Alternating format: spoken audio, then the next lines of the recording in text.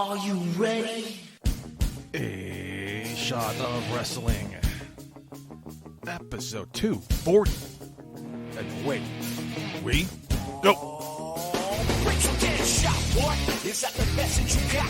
We about to go live. Are you ready to rock? So take a shot. Oh, so take a shot. Oh, yeah. I'm a street breaker. I'm a heartbreaker. This is my dawn. I'm a mold raiser. Straight land, nature boy. About to seek and destroy. It's an SOW. Let me hear you make noise. Take a shot, boy.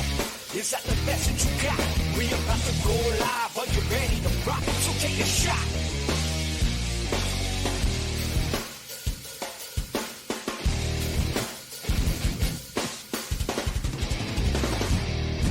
Hello, everybody, and welcome to episode 240 of A Shot of Wrestling. I am your host at Michael J. Putty, and it is a new day. Yes, it is. Hell yes. Mark. First off, are you going to introduce me? Or am I just going to have to introduce myself? Mark. Ladies and gentlemen, it is your favorite actor, the Hollywood assassin, Mark Swann, joined with Michael J. Putty. And yes, indeed, it is a brand new day, and it feels great, my man. I know you're not a doctor, but I know you like to say you play one on TV. I have, yes. But I have this weird feeling in the pit of my stomach, and I haven't felt it in a while. I don't know what you call it. Is it optimism? Is that what yes. Is that what I'm feeling? Optimism, yes. Oh, I haven't felt this way in a long time. It's contagious right now. It's going around quite a bit. I think a lot of people feel it in the United States and apparently throughout the world. Yeah. Oh, man, fantastic. Oh, man. But, apparently already, I mean, if for those that don't know what we're talking about, we are talking about we have a brand new president. Like a real one, like an actual one. Like a real one. Like who knows what he's doing. That speech they did knocked it out of the park. I actually had a tear in my eye the whole time. I thought so, too. I liked it. Loved it, man. Loved it. Now, do you see already articles of impeachment against him? Yeah, that was coming beforehand, though. That QAnon conservative representative, Marjorie Taylor Greene, we don't need to say her name, was drafting up articles of impeachment for abuse of power before you had any power to abuse. Yeah, like I don't know what the fuck. Did you read it? No, I didn't bother reading it. You could tell it wasn't even written by a lawyer. Of course not. Like it was ridiculous, man.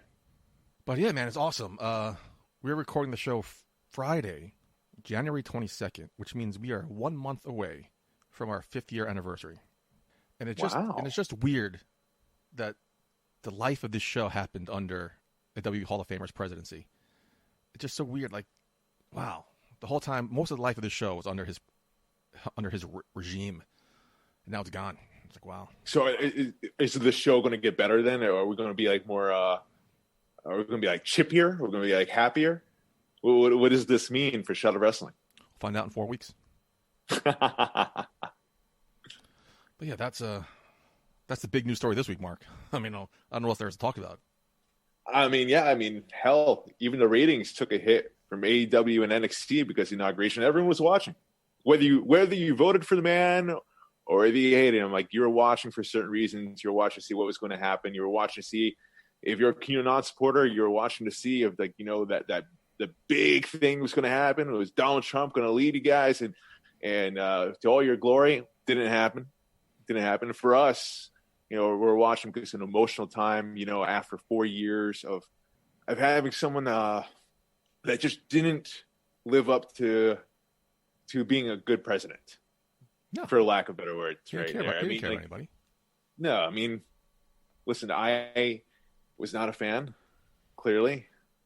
And, we also saw his history, or her story, as I like to say, with Kamala Harris. Mm-hmm. And that was beautiful, man. You definitely felt that energy.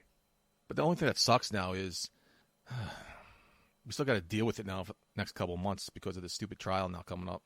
Like, he's just not going away. We're going to have to hear his name. We're going to have to hear about him for the next couple of weeks for this impeachment trial. I'm like, okay. I mean, it is what it is. I mean, like, I know there's a call for unity here, and I'm all for it. And I know Republicans think it's a bad idea to impeach Donald Trump because of what happened. But hell, you even have Mitch McConnell saying like this should be done.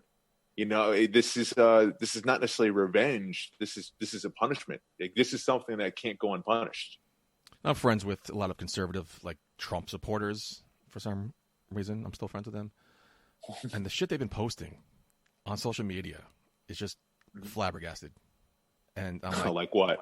I don't want to get into it. It's just... No, it's probably better off you don't, yeah. I just don't understand how they can think like that, how they could believe in this stuff. It's... All right. What else? I mean, I have friends, family, I think educated people that still support Donald Trump. And I think it has to do with where they get the news from and who they follow on social media. Because I don't know if there's I forgot what the documentary was on Netflix about social media, where it kind of breaks it down, where it's designed, it's formatted for you. Yeah. So you're going to have like-minded people, and you're going to see, like, hey, everyone believes the same thing I think about Donald Trump is the greatest man alive, best president ever. You see it in social media time and time again. You listen to the Fox News or Mark Levin on the radio, or whoever they watch or listen to in the news or read the New York Post. They see the same thing over and over and over again. They're going to think, what is wrong with these Democrats? How did they not see it? So it's kind of easy to get brainwashed with all that's out there today. So it's as much as I want to fault them, it's hard to fault them because of that. Going back to Biden's speech, and then you compare it to Trump's speech. I remember everyone saying how dark it was and how depraved it was and how like negative and divisive it was. And then to see somebody who's been running for president my whole life finally get there and have the speech calling on unity. Like conservatives beautiful. Don't want to, like, whatever. They don't want to fucking unite because their guy lost. It fucking sucks. Because we didn't unite with them 4 years ago. I don't remember saying that. I gave Donald Trump a chance. Well, I think he blew it right away. I think a lot of people gave Donald Trump a chance, but there were not riots, but there were a lot of protests. Yeah, I think we all remember that. Mm-hmm. They were peaceful protests, but it was all over the streets in the major cities and even in D.C. So Republicans do look at that, I'm sure, and they're like, well, fuck it, we're going to do the same, except we're going to do it better. We're going to invade the Capitol. So, Mark, let's raise our glass to our new president, our hopefully optimism of future, and here's to a great 4 years. No, cheers to that, man. Listen, if Joe Biden wins, if he does well, we all do well. I mean, we have to keep that in mind, too. That's the attitude I was going to when Donald Trump was elected. Yes, any president, yeah. If Donald Trump did well, we all did well, but he did not do well. Right. It's the United States of America. We need to do well. We have no choice but to. All right, Mark, time to get off our soapboxes. Mm-hmm. And get to the meat of this show. Wrestling. It's a wrestling show. Yeah. So let's get right into the news.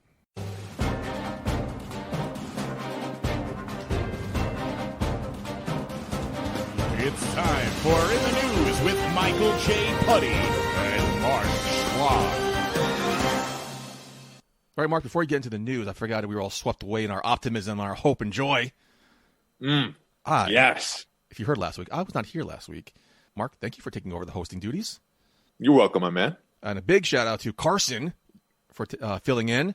One thing about Carson is he always brings the energy.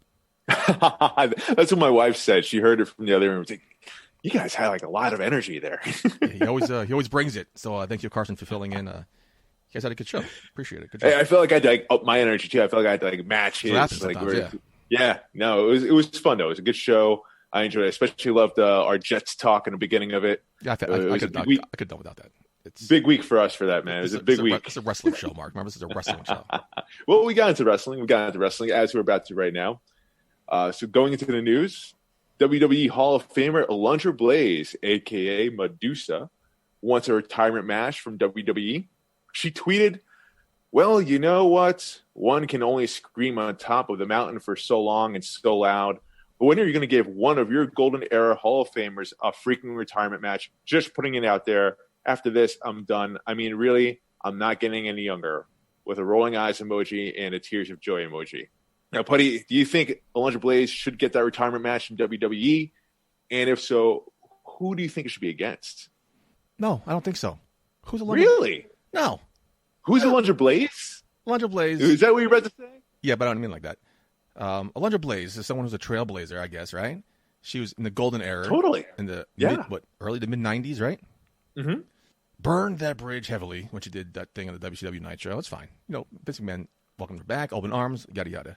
She hasn't stepped foot in a ring God knows how long. She's already retired. So she wants to come out of retirement to have a retirement match? She's not in the level of Trish Stratus. And who did she pass the torch to? Trish Stratus passed the torch to Charlotte Flair. So what torch is there left to pass? She wants a spotlight for one more time. Does she deserve it? Okay, let her have it. But I, for one, am not eager to see this. Okay, so Alundra Blayze, Medusa, whatever you want to call her, I follow her on social media and whatnot. She is still in amazing shape. She looks like she can still go. She can kick your ass. She can kick my ass, both at the same time. And I would gladly let her. You're a sick man, Putty. I'm not even going to get into that. I'm not that type of doctor. Now, with Alundra Blayze, and that's what I was getting into before when you were talking about how she burnt her bridges. That's why I was wondering, do you think WWE should let her do it? Because, I mean, shots were fired, man. That was a big shot fired. She on WCW Live on Nitro, she put that women's championship and threw it in the trash. Yep. Right? Without Vince McMahon or anyone in the E knowing about it. That was big. That was a big deal. But as you just mentioned, yes, I mean, bygones be bygones. Water on the bridge. She did it again on Raw, bridge. Right? Yeah. Or she took it She's out of a the Hall of Famer. She's in WWE Hall of Fame. Yeah. But, she never did get that one last match. A lot of people don't, and a lot of people don't, granted, but Alundra Blayze, there's no denying what she's done for the women's division. She was a trailblazer. If it wasn't for her, there would be no Trish Stratus. There would be no Lita. There would be no Charlotte Flair. There would be no Becky Lynch. She did a lot from the time. Like, go back and watch. The matches that she was doing. I mean, she was putting on some good stuff, well ahead of her time. No doubt. And not denying that, but she's not wrestling. She hasn't wrestled. She's not wrestled. She's not wrestled. She's already retired. I know she's done some stuff in the indies. I don't necessarily know to what capacity, but I don't necessarily know if she should get a one-on-one match. Notice she didn't say what type of match it was.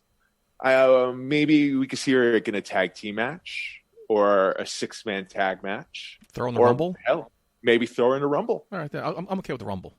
Give her that moment. Give her that shine for like that one last moment in the ring. Okay, that's what I say. She deserves it. Damn it. Okay, I'm not against it, but in the people who deserve like one big huge send off, she's not on my list.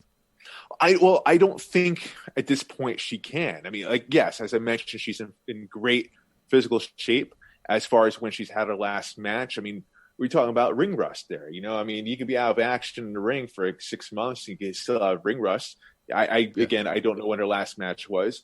There's a difference between being in shape and being in ring shape. Yeah.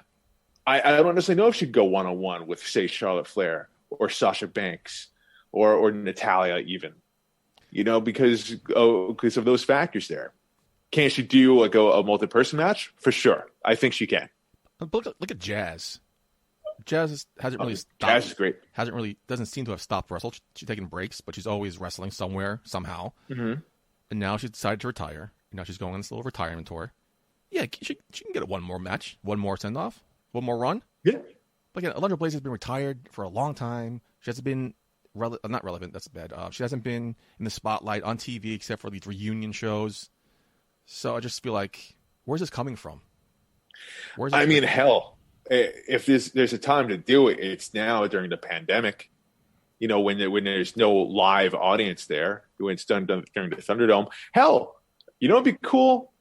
See like a women's cinematic match with Alundra Blayze in there. I'd be down for that. Against who and for what reason? Done right. Automatically what comes to mind, of course, Charlotte Flair. She doesn't need it. She retired. She doesn't need it. You're right. She doesn't need it. She doesn't need it. She's the best. Maybe Bayley. Maybe Bayley. I love Bayley. Maybe even in Natalya. That would be an interesting storyline in there. There are different ways it can go, but I'm sure they'll give her something. I don't see it happening. I don't see it again. I don't see it being one-on-one. Maybe it's in a Royal Rumble. We'll see that happen. Are all the spots filled for the women? I don't think so, right? I don't think the spots are ever filled. I think they always leave a couple surprises. Yeah. So maybe that'll be it. But anyway, moving on. WWE is reportedly planning for 25,000 fans to attend both nights of WrestleMania 37 at Raymond James Stadium in Tampa. WWE will then have to decide on what to do after the grandest stage of them all. It was noted that some people within WWE would like a soft reopening of the WWE touring schedule for live TV tapings, as continuing with the Thunderdome setup after WrestleMania would come with location-related headaches. Now, Putty, I want to see here with you. Is this the right move to bring back the fans like this? Do like a soft reopening, if you will? Yeah, apparently it's working. It's Raymond James Stadium is going to be outside. It's a huge stadium. Yeah, you say 25,000 people each. Is it each night? That's what I was going to ask. Per night, or 25,000 people in total? I would imagine per night then. Per night. How many people does that stadium hold? Gosh, I don't know. I know one of the football games, there was 14,000 people there. Right? Wasn't there like 14,000 people in a football game one, or was it 1,400? No, I don't think it was that much. Like Carson made a mention about Buffalo having 14,000, but I was talking to my brother who lives in Buffalo. It wasn't 14,000; it was like 6,000 change. Oh, I don't know. I could see it happening. I know they really want to get fans in the stands, but I do not agree with touring. Let it be a one-off for WrestleMania. Don't too soon. Right. Okay. So you bring up a good point, because a stadium like Raymond James, it's a stadium. Yeah, outside, fresh air. Fresh air. You could fit a lot of people in there, even though you probably shouldn't. Yeah. So you could space it out. And I think apparently people are getting tested too, right? No, or is that the Super Bowl? Super Bowl, they're getting tested. I would imagine they would for WrestleMania as well. They usually follow suit with the Super Bowl stuff. I don't know. WWE's being weird with that stuff. I mean, they're not even going to have their superstars be vaccinated. That just came out too. Yeah.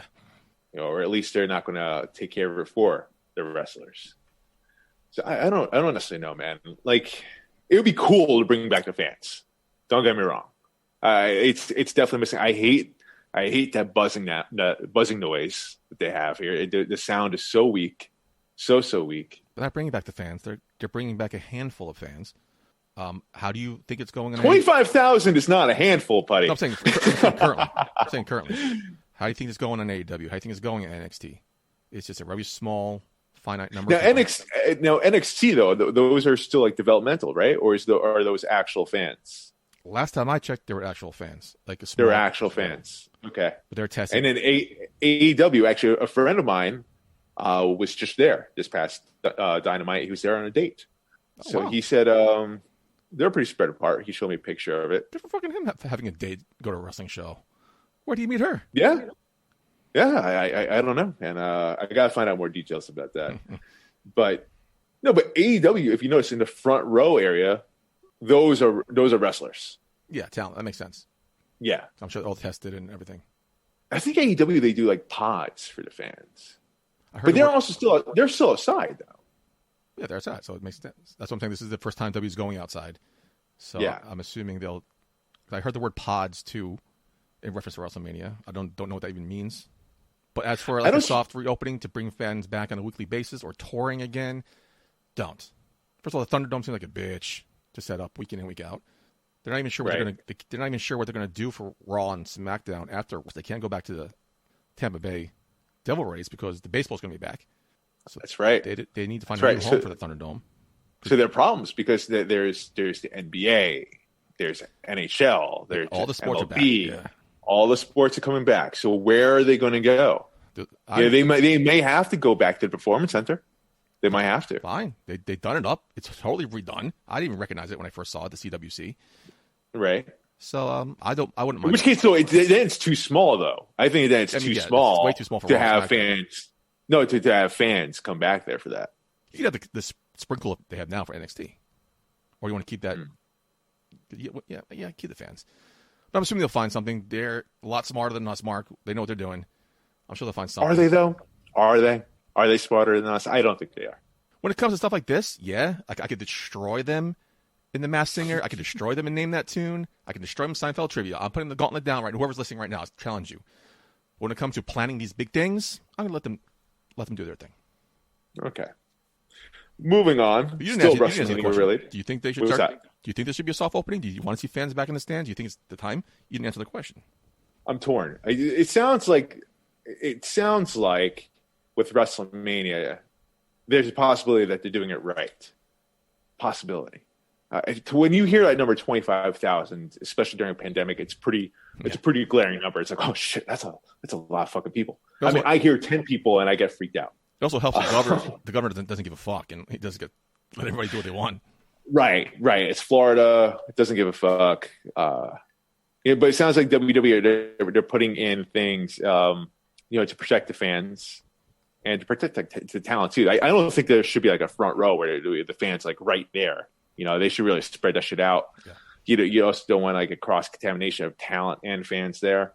Nope. You don't want to do that. You really have to contain as much as possible, especially that new UK strain from the virus. It's more contagious. It's mutating. Now maybe more deadly. They're saying it possibly even more deadly. So these are things to keep in mind. I mean, there's rumors that even the Olympics in Tokyo is going to be canceled in July. I don't know. I'm very torn in this. From a fan standpoint of view, it's cool to see the fans come back, but also from just a logical sense of view, from a logical point of view, it just I have red flags here. I definitely don't want to see them touring again right now. I think that's way too soon. No, Dr. Fauci. They have to be careful. Dr. Fauci was saying life could be somewhat new normal in the fall if we can get 70 to 80% of the population vaccines. So, if they can get vaccinated, like that's the thing. If the wrestlers can get vaccinated, again, the vaccine's only 95% effective. People who have gotten the vaccine have gotten COVID-19. Right. So I don't know how this is going to work. I know there's a 3-4 month waiting period to get the vaccine too. A friend of mine's a nurse, and I just talked to her last night. She got the vaccine, very sick from it. Like, oh man, very sick. She was sick like 4 days from the Pfizer one. Really? Yeah. It's affecting everyone differently, though. Yeah, that's true. But I hear the Moderna one is less side effects. I don't know, but anyway, way off topic. Let's get back to wrestling. All right, so WrestleMania related. While there are reportedly no top matches locked in for WrestleMania 37, word now is that the WWE creative team started working on bigger ideas once officials made the decision to hold the event for over 2 nights. The belief now is that the company needs 4 major matches for WrestleMania 37, 2 for each night. This likely requires outside assistance from top names such as WWE Hall of Famer Bill Goldberg and John Cena. Now, Goldberg is currently contracted for 2 matches per year until 2023. His first match of the year will be at the Royal Rumble. It was also said that The Rock was a possibility, but it's unlikely for him to work WrestleMania this year. Regarding The Undertaker, it was noted that he is still to be determined for the grandest stage of them all, but most people backstage think he's actually done this time, especially after his final farewell at Survivor Series. However, Vince McMahon could be that devil on the shoulder, could convince Taker to come back as he has done in the past. There's also been no real talk on Brock Lesnar's return for WrestleMania 37. So those are 4 names that are floating around 5 names floating out there. But, these are all rumors. Does WWE really need to bring back any of these names, though, for WrestleMania? No. You have a great roster, one of the best rosters in the business. Start building people up, man. I don't need to hear. Right. I don't need to have these guys come in for these one-off matches. And as Green Man always talked about, taking a spot from somebody else who's on the roster for the entire year. Somebody comes in to have a match that takes the spot away from somebody else. I could see, okay, here's the thing. I could see for draw, to make money. Totally get it. Yes, I get it. You have a name for business sense, it gives everyone else the rub. But here's the thing. I mean, okay, it sounds like you're going to have fans here, but you're going to have them at a limited capacity. Fans are going to, it's Florida too. They're going to come no matter what right now because they want to get out of the fucking house. A and B, it's wrestling. It's a live event. It's WrestleMania. WrestleMania, exactly. Yeah. So I feel like especially this year, they don't need a name. I don't think so either. And also, what this tells me too, actually, even though I'm saying they don't need a name, this is what I think is going to happen. I think we're going to see Goldberg. That's a given. So I think it's going to be Goldberg. I actually think he's going to beat Drew McIntyre at the Royal Rumble, and we're going to see a rematch at WrestleMania. I think that's with how you're talking about how his contract is. I think that's just a lock. Oh, he's definitely at WrestleMania, no doubt about that. Yeah. Yeah, and he beats Drew McIntyre at Royal Rumble. That I'm still up in the air about. I could see it happening. It doesn't make sense because we just saw the same thing last year. He beat The Fiend in February or in Saudi Arabia, and he lost at WrestleMania. Just why give him the title for a couple weeks? Doesn't make any sense. Maybe that's in his contract too. Who knows? Maybe. But who knows, man? That is the only belt he has never had. So, world title, I think. He's had Universal title. He's had the World Championship. He's never been WWE champion. So, there you go. Complete his resume, even though he's in the Hall of Fame already. I guess I don't know. I don't know. Again, you know how I feel about Goldberg. I actually put this up on. I did a poll on Shot Wrestling's Twitter. I didn't include The Rock on there because The Rock sounds like he's definitely not going to be there. That's not going to happen. So I put up John Cena, Goldberg, Undertaker, and Brock Lesnar. We have quite a few votes on here. We have John Cena at 43%. Brock Lesnar was the question? 29%. Who do you think is going to go? Who do you want to see? If you could have one big name come back for WrestleMania 37, okay. who would it be? Yeah, so John Cena 43%, Brock Lesnar 29%, Undertaker 21%, and Goldberg at 7%. So it seems like only one person voted for Goldberg. I'm pretty sure I'll bet my life on it that Undertaker's not coming back. I wouldn't bet money against it because Vince McMahon, all he's got to do is like, it's just my gut feeling. Hey, Taker, we need you, man. We need you. He doesn't even have a performer's contract anymore. He's a Legends contract only. Vince even said what we reported. Don't know if it's true or not, or Vince can change his mind. At Survivor Series, he was even saying he's done. So I don't see Undertaker coming back, especially after that goodbye. I hope you're right. I hope you're right. But we all know we've all seen the Last Ride, and Undertaker didn't seem 100% sold that he was done. And he said himself too about Vince McMahon. If there's one person bringing him back, it's Vince. He can't say no to Vince. Yeah, it's possible. It is possible. Break glass in case of emergencies, but that Last Ride documentary we're not an emergency. That Last Ride documentary was recorded a long time ago. Then to see him actually live at Survivor Series this November, I think he is in fact done. I'm willing to bet anything on it. I will never see Undertaker back in the ring. I hope you're right. I hope you're right. I hope I'm right too. Goldberg makes the most sense. I don't want to see it happen. I think it's going to happen. John Cena, I hope that doesn't happen, actually. I thought that was a good way to end John Cena last year at WrestleMania. It wouldn't make sense for him to come back. At least I don't think so. Depends on the storyline, depends on the angle, depends on the rivalry. I could see him come back, I could see him not come back. I'm fine. But then again, like besides the names you mentioned, I'm going to throw Triple H in that mix. What other big names are left?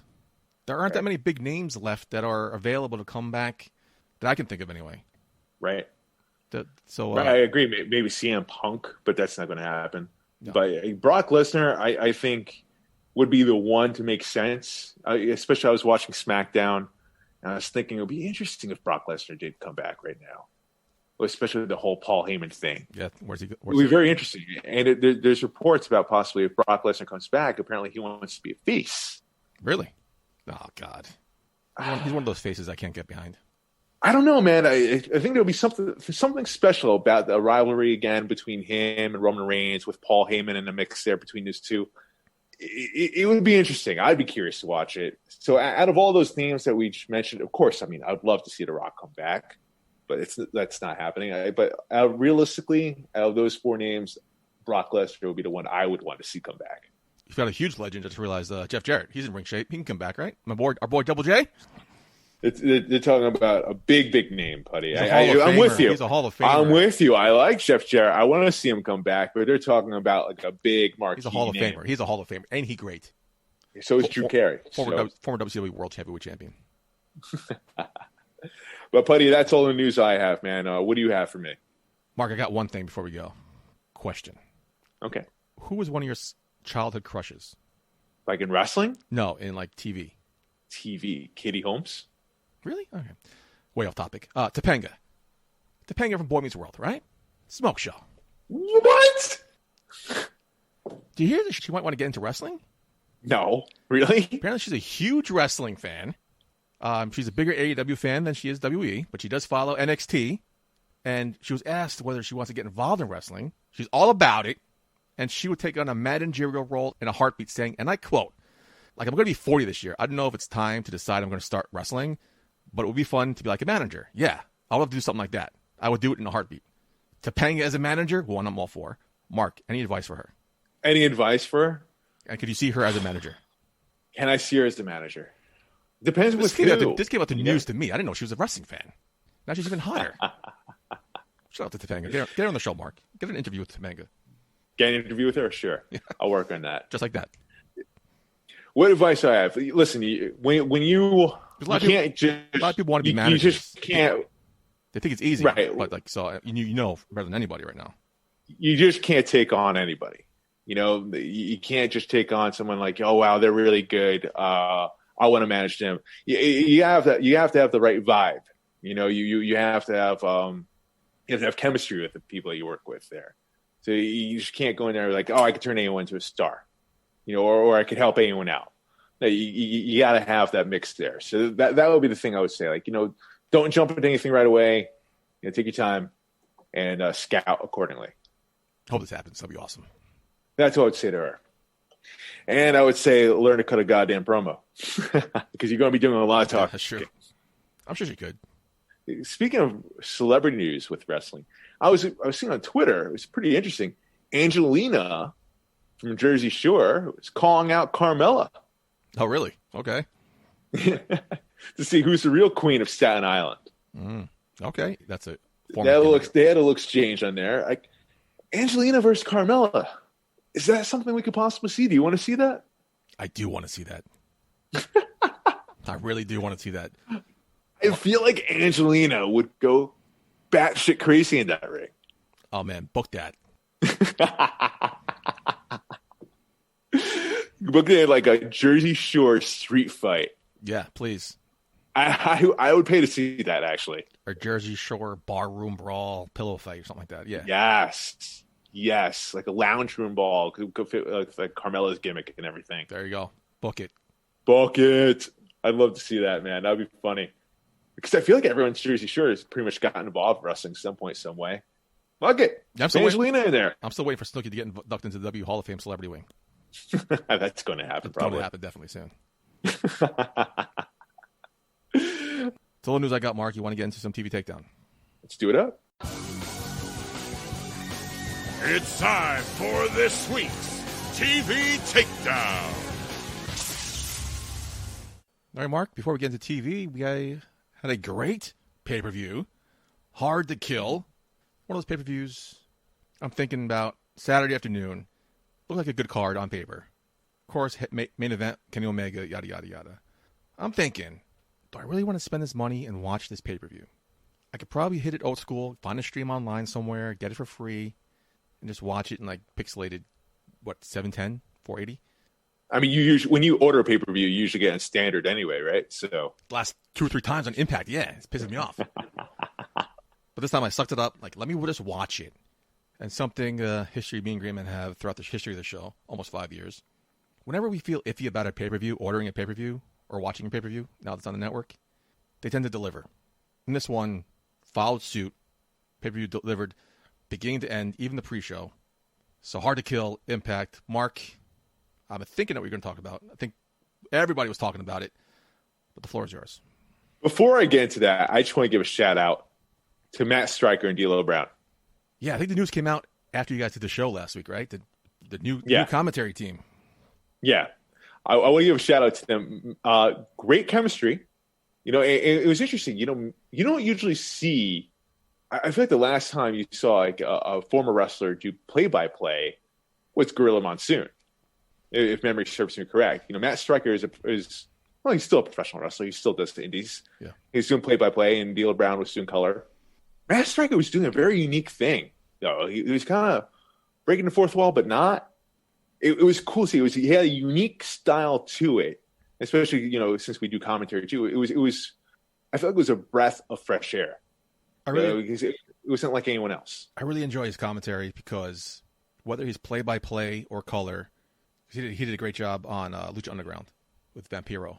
He just pulls this shit out of thin air. Like right. He knows the name of these moves, these old school legends that I've had heard half of these people, who trained who, where they're from. Like he pulls all this information out of his ass, and it's just so fascinating. Like he just sucks you in. His knowledge. He definitely does. You could tell he's a very educated individual, and on top of that, I mean, both of them have good voices. So it worked. It worked. It was I was surprised. It was a good mix. They picked D'Lo Brown. I know he's big backstage in Impact, and I don't remember him really doing commentary. I think for some random reason when I heard this, I think I remember him doing commentary randomly, like on a Shotgun Saturday Night back in the 90s. Right. But I don't ever heard him being on commentary in any promotion. So to see him, they pick him was a little weird. The chemistry was there. I don't think it was as tight as it has been with other promotions. I think that's something they can build on easily because it is there. Right. I mean, that was their first show together doing it, yeah, so exactly. It's only going to build from there. And something I've been saying for months now is I love Impact commentary. Josh Matthews, Madison Rayne. Husband and wife. That helps. I always thought they did the when they shot to them in front of that step and repeat background, I always thought it was in their living room, pre-taped, whatever. I guess not, because they're doing it now with D'Lo Brown and Matt Stryker. So I'm wondering where that's taking place. But yeah, it's I was iffy about it, but they've definitely delivered it, and I was I'm excited to see where they go from here. Oh, 1,000%, man. So kudos to them. And bold choice by D'Lo. Okay, I don't think he has too much experience, and so good pick. No, he definitely knocked it out of the park. I didn't really have any expectations for him. None. Actually, I forgot all about it until I heard it. I was like, oh, goddamn, man, they sound really good. I feel like Matt Stryker is somebody who could do commentary by himself because he could do the play-by-play and do the color, and he has been doing that. And he also has a very distinct voice, too. So when I heard him right away, I was like, oh, yeah, that's Matt Stryker. Awesome. Cool. I like his style. Yeah. And I was like, whoa, wait, he's not doing color. He's doing play-by-play. Yeah. Oh, this is interesting. I was like, who is this guy doing? I was like, pulling my face. I recognize that voice. Who's doing color? I was like, D'Lo Brown. D'Lo Brown, better recognize. Yeah. That's awesome. So good for him. Yeah, no, awesome for them. So cool team to watch. If you guys haven't watched Impact at all, or you want to hear some interesting, or not to say interesting, but like a different form of commentary, listen to these guys. Speaking about interesting, before you continue, I watched the Countdown show from 7:30 to 8 on the pay-per-view channel. Okay. It's also simulcast on Access TV and Fight TV. But I watched it since I paid for it on the Countdown on the pay-per-view. But when they would cut the commercial on Access or whatever, they just showed the graphic logo of Hard to Kill. Mm-hmm. And when they came back from commercial, they went back to the action. But before they went to commercial, in the studio panel, they had Ace Austin on. So it was some guy who name I didn't recognize. Madison Rayne, Scott D'Amore, then it was Ace Austin. So they cut the commercial. The Hard to Kill logo popped up. They never turned the mics off. Really? So you got to hear like the behind the scenes, like, all right, clear. I think it was like Don Callis or something. I heard Don Callis. I don't think why it would be Don Callis, but I heard a voice saying, all right, I heard Ace Austin saying, how you doing? How did I do? Like, you know what? Next time, just keep talking. Don't let the host tell you what to do. You're a heel. Just keep talking next time. Just keep talking. You're in the control. Like, okay. And then Scott D'Amore's like, yeah, we can work around it. Don't worry about it. And like the behind the scenes technical aspect of the, like, we're not privy to. Then all of a sudden you see Madison Rayne go, oh, time to go home. You guys, we're going home. Next time, wrap it up.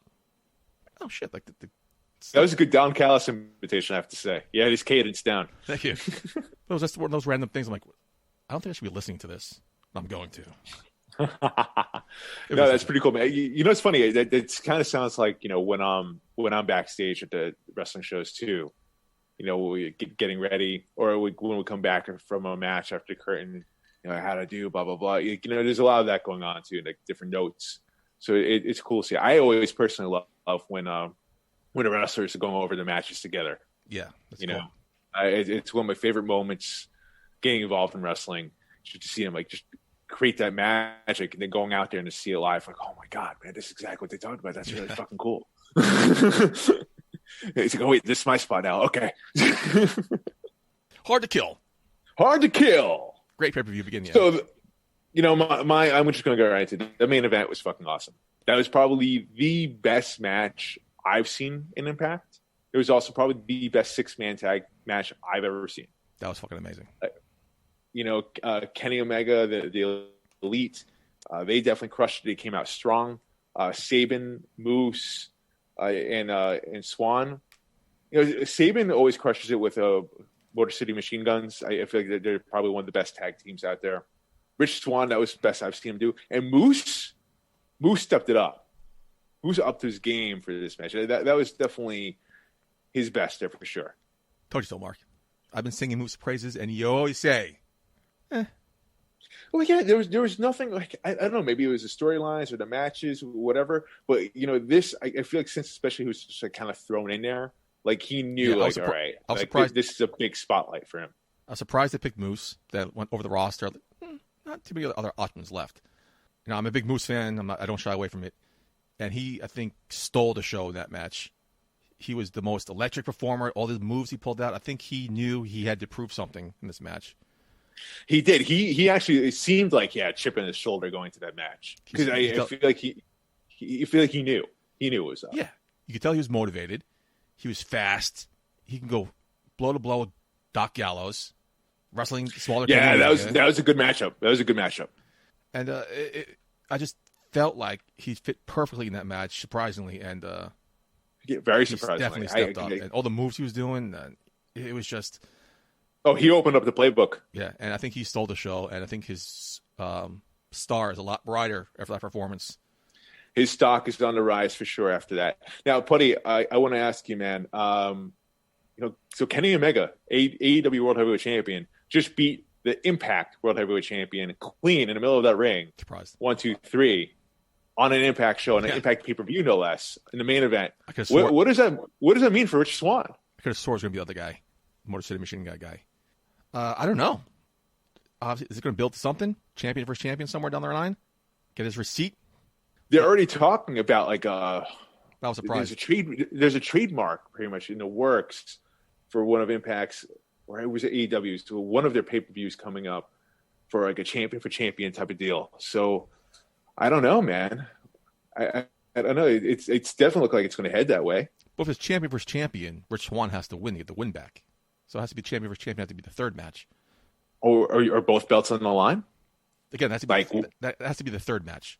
The second match, Rich Swann needs to get his win back. Mm-hmm. So I don't know if it's going to be at the next AEW pay-per-view or Dynamite or something. Rich Swann needs to get the receipt here. The third match could be the champion versus championship match, and that should be interesting. But again, I don't know if Rich Swann should get the win. I feel like they're really trying to build Kenny Omega and the Elite to be something big. It seems like they're trying to build them to be like the next NWO, to be like that thing that people talk about for years to come. It's not the Elite, right? Isn't the Elite the Young Bucks? This is the Bullet Club. Well, it's weird because they talk about the Elite, like all of them together. But Kenny Omega came out wearing a Bullet Club shirt. So is it the Bullet Club? Well, I mean, it's Kenny Omega and the Good Brothers. Yeah, Kenny Omega and the Good Brothers came out wearing Bullet Club logo, Bullet Club paraphernalia.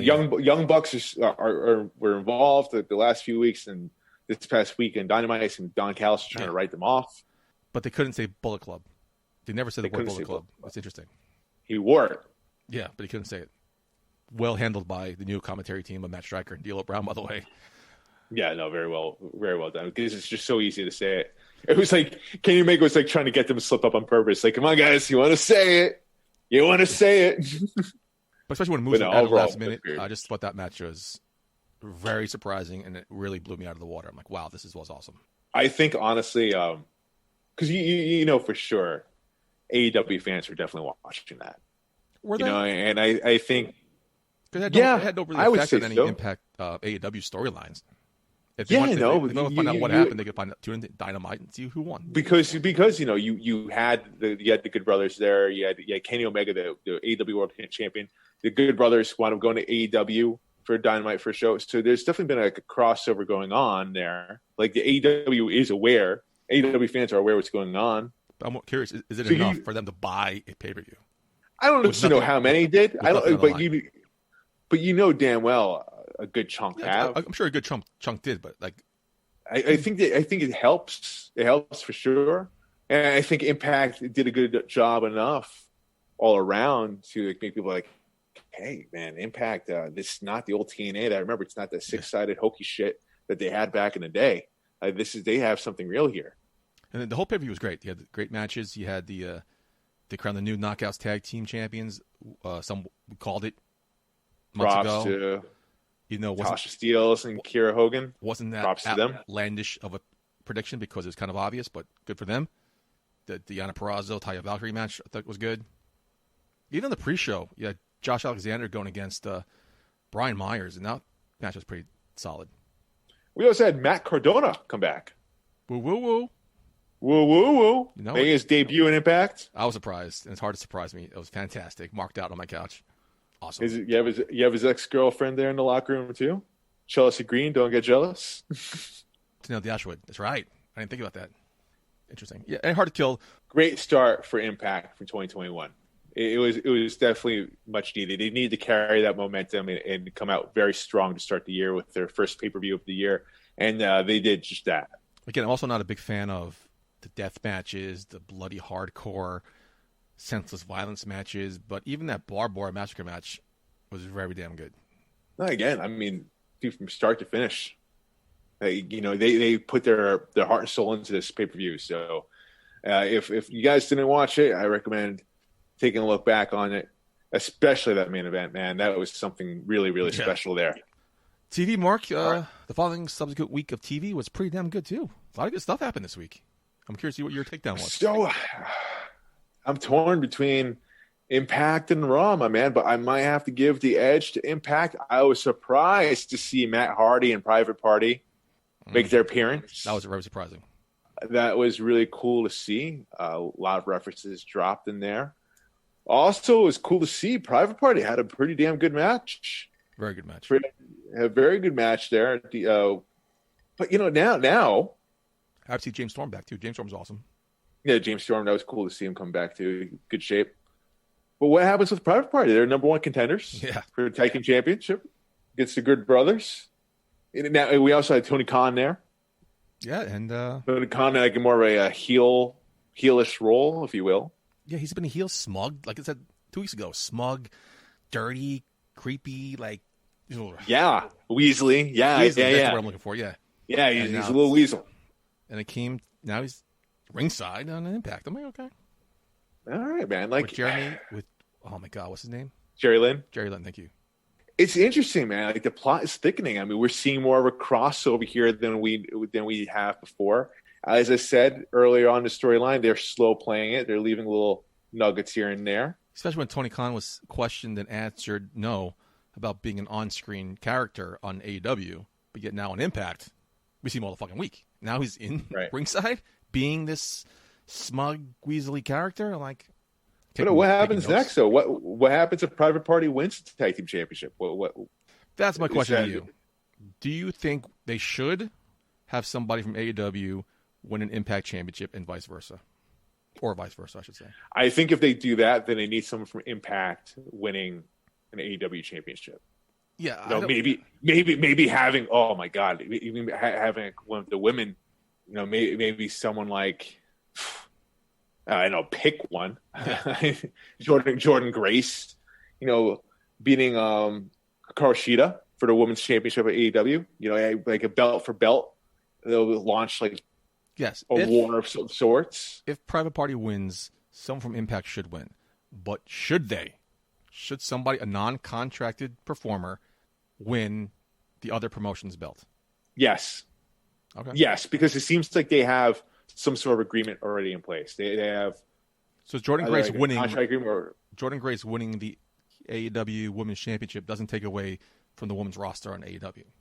No, because especially if you have Private Party beating the Good Brothers for the Impact Tag Team Championship, I mean, it's going to be a war. Hey, I want my belts back. Now it goes back to two. It seems like this invasion, this war that you were thinking of, which kind of devolved into the wrestling promotions versus the Bullet Club. But now, I guess the Good Brothers are still technically part of the Bullet Club. We have Private Party coming out of nowhere. You could even still have eventually a Bullet Club versus the World type of thing. AEW Impact joint force against the Bullet Club. There's so many different ways they can go with this. Just so long as they still play, they don't have to do this. They don't have to finish this up come April or March. They could really drag this out, if you will, make it more interesting over time because there's so many different ways they can go here to make it interesting and cool. If Private Party wins the Impact Tag Team Championships, do you see them defending it on Dynamite? Sure, why not? Sky's the limit, huh? Sky really is the limit because we haven't really seen anything like this before, man. Not in modern times. I'm sure it's so. I think stuff like this was done in territories. Yeah, probably. Excuse me. I mean, they did it briefly with not to this extent or this level when Ric Flair brought the WCW Championship to WWF. Yes. They didn't have to blur it out. Yeah. Yeah, they did it. That was the closest I've seen in my... Again, you're right. It's not to this extent, though. I mean, it's a lot more intricate. Yeah. There's actually a partnership here, yeah. It's cool. It's cool. I feel like we are witnessing something fresh. I feel like we're witnessing wrestling history, if you will. Yeah. And I think they're doing it right, man. They're really babying this thing. So see what happens next week, right? And it's going to get people talking for sure. For sure, especially if Private Party wins. Everyone's going to be talking about that. I've made no secret that Matt Hardy's my favorite Hardy, and I'm in the minority here. And it's just... I'm with you. A lot of people aren't, Mark. Especially when Jeff Hardy was stealing the show with matches and championships and stuff like that. But Matt Hardy, again, changing his character, evolving his character. Mm-hmm. Big money Matt. Yeah, I'm enjoying it. I think he really stuck me in on Impact. I've seen little glimpses of it on AEW. I don't pay too much attention to him, Private Party on AEW. But on Impact... Private Party went full-blown heel on Wednesday. Yeah. I just thought it was... That pairing, I was... Private Party's awesome. I see Private Party all the time. A lot of times on HOG here in the local... here in New York City. And then I was happy to see them get signed. But now I'm pairing with Matt Hardy. Like, oh, okay. And then now see... Again, it was just Matt Hardy. Now I see him evolve to their manager and Big Money Matt. I'm like... Fucking Matt Hardy is underappreciated, man. A great character, someone who understands character work, and someone who's got like a great mind for the business, and can tell a good story can narrate a good story as well. So yeah, I think he's someone that's definitely could help, mold these talents, especially a lot of these guys are athletic, but they don't necessarily have like a character sense or a storyline sense. And Matt Hardy can help bring these guys in more. Especially Private Party was a tag team, and he's a tag team specialist, so it's right. Exactly. He's been there. Exactly. So it's gonna be cool. Man, oh man, what about that Fight Pit? A very physical match, and I think it lived up to the name, Fight Pit. It was really a fight. Was that your takedown for the week? Yeah, from opening bell right into the finish. It just, wow, okay. Last time they had a Fight Pit, it was like, wow, this is a good Fight Pit. I don't remember you weren't too impressed. Did you like the Fight Pit this time around? It was a good matchup. We had Timothy Thatcher and Tommaso Ciampa. It worked for this case scenario. And it actually had me thinking, like, it would be cool to see a Fight Pit on Monday Night Raw or Friday Night SmackDown. I was thinking that too. I wonder if they would bring it to the main roster. But then again, I mean, we haven't seen the War Games on the main roster yet. No, we haven't. And I don't think we will.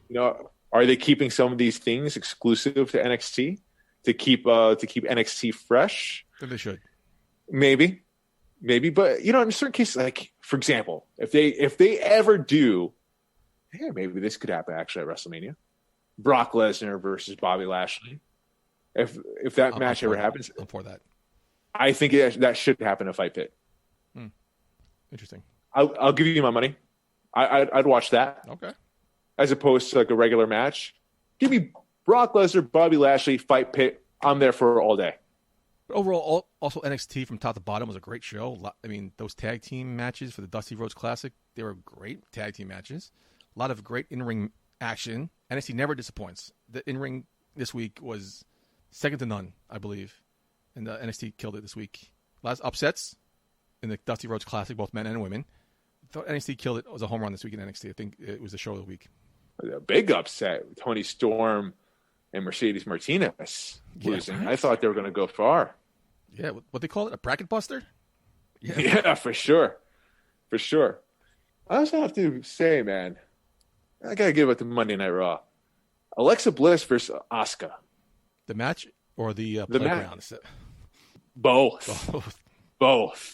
But I'm going to give the edge to the match there, man. I thought that was a damn good match. And especially with Alexa Bliss' character work. I mean, we've talked. I mean, we haven't necessarily seen Alexa Bliss in the ring that much since she's turned to this new character. Woo! Man, she brought it. Once again, Alexa Bliss stealing the show. So I think that she's set a record, actually. She's the first woman to close out 3 Raws in a row. Wow, really? Yeah. Good for her. So she's crushing it, man. In your opinion, I mean, are we seeing the best of Alexa Bliss right now? Like, in my eyes, yes. Yeah, hands down. Absolutely. She's the most interesting thing. She's the most interesting character in wrestling. One of, at least. Especially Monday Night Raw. It was a great way to end Raw. It was a great way to start Raw with Randy Orton coming out right away with his injury. You see the burns on his face, the swollen face, the mask. Hell of a promo, man. Yeah. Hell of a promo. So I thought Raw did a good job. Beginning to end, the middle was kind of needed to work. I don't they're doing the fucking Hurt Business way too soon to break them up. They're the highlights of the mid card. Don't break up the Hurt Business. What are you guys doing? And that style clash with Ricochet. Oof. One of the best style clashes I've seen in God knows how long. Man, a lot of people are giving praise to AJ Styles for that. And yes, he deserves some of it, but a lot of credit goes to Ricochet too. It's a two-way street. That was just, that was not athleticism between both of them, man. It was unreal. It was a slingshot into the Styles clash, and I think that was just, wow. I remember I was like, oh shit. No, that was a real cool moment. It was a good Raw. They're getting better. I feel like SmackDown, I said out loud to my wife, I feel like SmackDown is continuously getting better, and better. How about Reginald? Former Circus of Leg guy, man, showing his stuff. Wow. I mean, right? I know they don't want men and women wrestling each other. That's a big no-no. And the way he just flipped around and got out of certain things, I was like, oh shit, it was fun. It was fun to watch. Good for him. Yeah, I was surprised they let the match go. I thought there was going to be some sort of switcheroo in there or some sort of DQ. It was a legit match. Sort of. He didn't get too much offense in. He just kept flipping out of her. He's not a wrestler though. He is. He's an NXT trainee. He's a trainee, but he's not. He doesn't necessarily have wrestling background. He's on the main roster. He's on the main roster. I think he did a very impressive job. But can we talk about? No, he did. The conclusion, the ultimate conclusion to Who Shot Johnny Bravo. It came out. It was Lawrence T, and I was disappointed with it. Like, why? It made no sense. Talked about it when it happened during Wrestler's Court. Turns out he was set up. Taya Valkyrie, she confessed, and now she's arrested, and now she has left Impact Wrestling. I was not aware she was leaving. We talked about it a couple weeks ago. There's a lot of names. Contracts are up. Her name was not on our list, Mark. This is a surprise for me. So I know WWE has their eye on her. Yeah, that would be an interesting signing. I hate when other companies take stupid, cheap digs at the E, but this was well done when H. Romero asked what's going to happen to her. Tommy Dreamer said, hopefully she headed to Jacksonville Penitentiary, or she can head up to Stanford Maximum Security and do 2 to 3 years hard time. Then AC goes, I just hope it's not Baltimore. So that dig was funny. Well done. Well written. I'm assuming she ended up with the E because her husband's there. Wait, who's her husband? Really? John Morrison. Oh, fuck. That's right. So I can see them. I did know that. Yeah, I can see them being paired up on the main roster there. She's a big enough name. Has the resume, the pedigree to excel in the E. So we'll see what happens. I'm curious to see whether she ends up. That's the one that makes the most sense. But you know what, dude? I feel like she would get lost up there in WWE. She might. As talented as she is, and she does have a unique look. Not really. She's a buxom blonde. I mean, her in-ring credentials is next to none. Her resume in the Indies and Mexico are fantastic. But her look is just a curvy, buxom blonde. You have Dana Brooke, you have Mandy Rose, Charlotte Flair. Now, it's still something different about. There's something different about Taya Valkyrie, though. There's something different about her. Does she go to the main roster right away? Does she go to NXT? That's the thing. I mean, hell, you had Killer Cross, Karrion Kross now go to NXT, so I'm sure Taya would go there too. I think though, I think AEW. I think that's where she would really kill it. She would kill it. They need her. And then think about going back what we're talking about with the storyline between Impact and AEW. Yeah, true. That would be fucking crazy. Didn't think about that angle because I was too busy focusing on her and her husband. But no, again, the sky's the limit. I'm curious to see where she ends up. Right. That would be a big get for AEW. Yeah. Like they need someone like her in that roster. I'm just curious, do they pair her up with John Morrison on the main roster? We'll see what happens. We shall see. Enough of that talk, Mark. Again, a great week of TV. See what happens next week. Hopefully it follows up just as well. Time to get into some go-home thoughts. What do you got for me this week? Well, turns out we're talking before, man. It sounds like we're going live for the Royal Rumble. Or I should say the Saturday before the Royal Rumble. Okay. Yes, we are. Saturday, 8 o'clock, the 30th, right?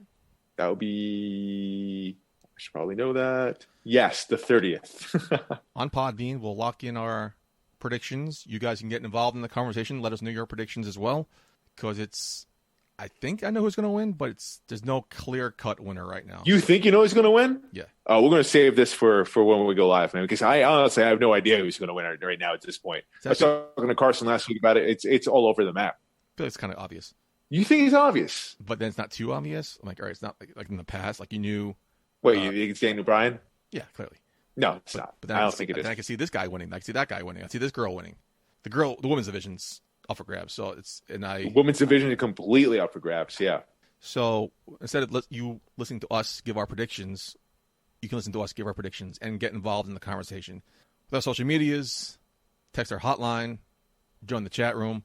I mean, you already gave a big spoiler, so it's not a spoiler; it's a prediction. But yeah, so next Saturday, Podbean, check us out, 8 o'clock Eastern time. Yeah. And what else, man? I want to talk about this, man. I just saw an awesome show this past week. Okay. Queen's Gambit. Yeah, I heard about that one.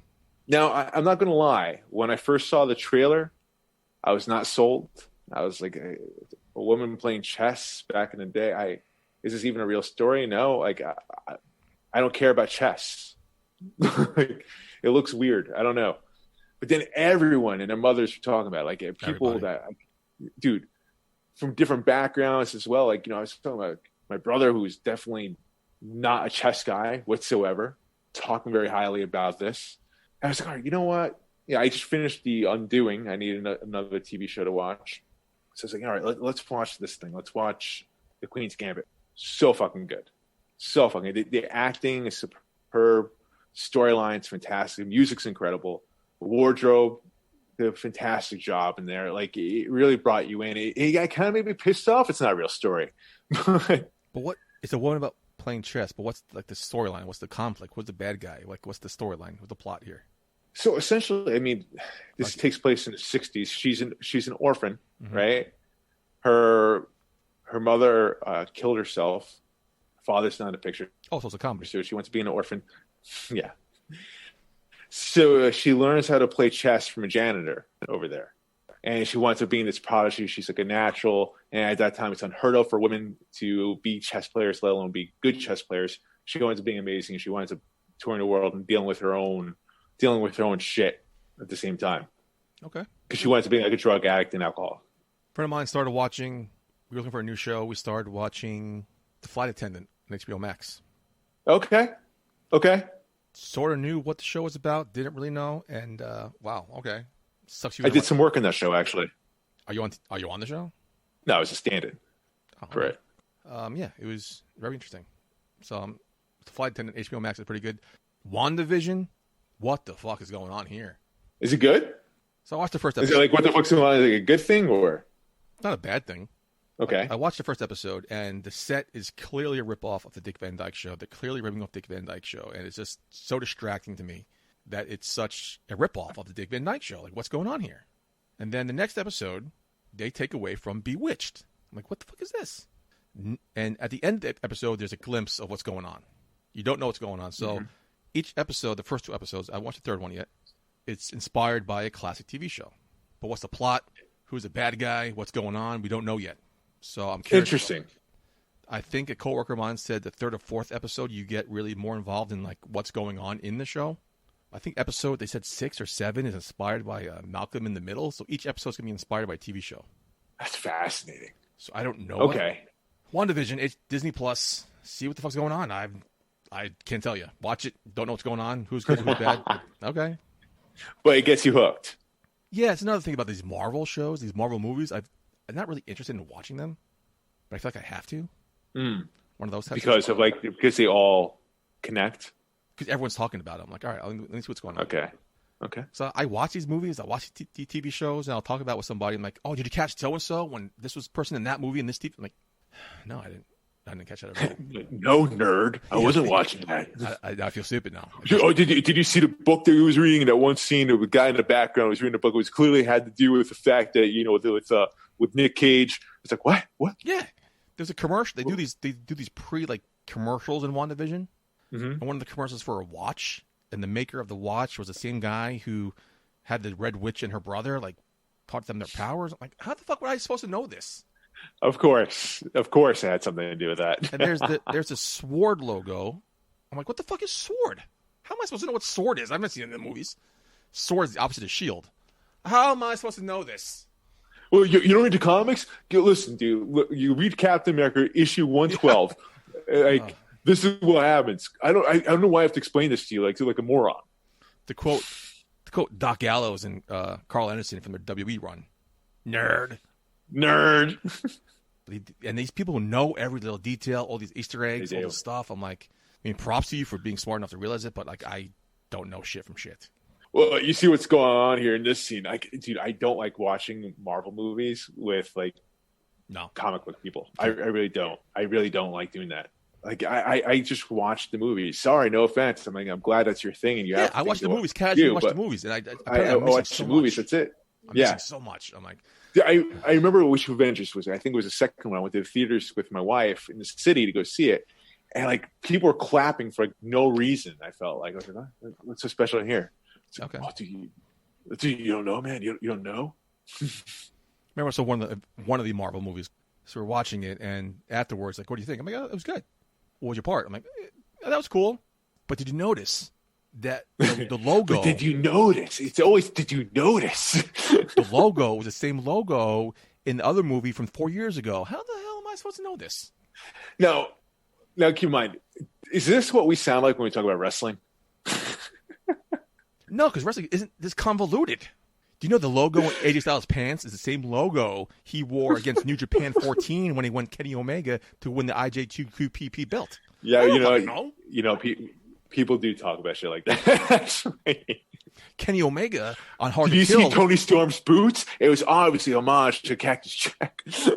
Kenny Omega wore the Halloween pumpkin edition of the Bullet Club T-shirt, which is only exclusive during the 2016 episode of New Japan Magic Kingdom 17, what the fuck it's called. So obviously what this means is like, we have New Japan Pro Wrestling coming to WWE. They're going to, it's like, what? What are you talking about? Nerds. Just watch. Speaking of just watching and being nerds. Okay. Looking for a movie to watch the other night, and I couldn't find anything I wanted to watch. There's something I did want to watch, turned into it, wasn't disappointed. Bailey was on Broken Skull Sessions on the WWE Network. Oh, yeah, that's right. Was it good? If you have an hour and 20 minutes to kill, well worth it. Check out Bailey. Because I love Stone Cold's interviews, whether it be the podcast, whether it be his He does good. He does good interviews. Season 2 of Straight Up Steve Austin's on USA. I just really enjoyed it. And like I said, Bailey's my favorite of those 4 women, and so I could be biased, but I thought it was a good interview. You're always biased. Not too much. I call it down the middle. Yeah? Have too good on when you do commentary. We'll see. You mean like the Satsusan Squad? I managed them. There's a difference there. There's no difference. You're a play-by-play commentator. You have to call it down the line. You have to call it down the middle. You got to put your bullshit aside. When they're cheating, you got to say, "Oh my God, they're cheating." I am literally the manager for Satsujin Squad. There's a huge difference. You're doing a horrible job. Can you guys hire Topanga? Why? No. Eric, get rid of this guy. Hire Topanga. She'll fit in right nicely. I got all of them to be champions within my first year. You did that? I helped. What did you do? You get your head rammed into a steel post by Darius Carter. You get your head knocked in by a ring. Okay. By Frankie Flo. Okay. I took the bullet for the team because I'm a team player. You almost got choked out by Tyree Taylor on commentary. Still one of the highlights of my life. All right. Well, ladies and gentlemen, for your favorite actor, the Hollywood assassin, Mark Swann, you can find me at yourfavoriteactor.com. Putty, where can they find you? Anywhere. I'm all over the place. Done with this conversation. Done with this show. Oh, good. So Mark Swann won't be here next week. I will be here. I will be here. Not if I have anything to say about it. Tune to our special guests. Surprise. And we're live next week, too. It'll be interesting. Anyway, for this pompous asshole called Mark Swann, I have been your host at Michael J. Putty. Until next week, Saturday, the 30th, live on Podbean. Putty, yep. Hey, baby, I hear the bell ringing, hip tosses and body slams. Oh, my. And maybe you seem a bit confused. Yeah, baby, but I got you pinned. Ha, ha, ha, ha. But I don't know what to do when I see them with that golden case. They're cashing it in authority all in my face. What is a man to do? Good night, everybody.